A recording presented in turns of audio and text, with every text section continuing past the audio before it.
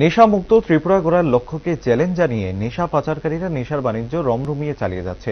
পাচারের পথে ধর্মনগর থানার পুলিশের হাতে 13 গ্রাম হেরোইন সমেত আটক 3 পাচারকারী। ধৃতরা যথাক্রমে সুব্রত দাস, পিতা শৈলেন্দ্র দাস, বাহার মিয়া ও রাজেশ দাস। তাদের মধ্যে প্রথম দুজনের বাড়ি পানিসাগর ও ধর্মনগর, অপর পাচারকারীদের বাড়ি কুমারঘাটে।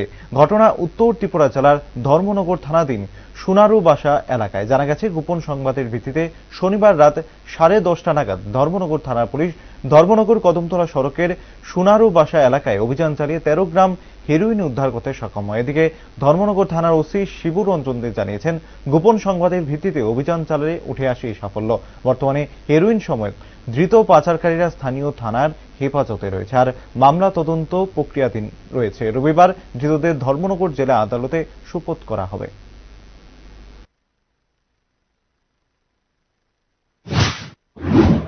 সংবাদের ভিত্তিতে ধর্মনগর থানার পুলিশ আমাদের সমস্ত স্টাফ মিলে একটা রেড করা হয় সোনারুবাসা থেকে।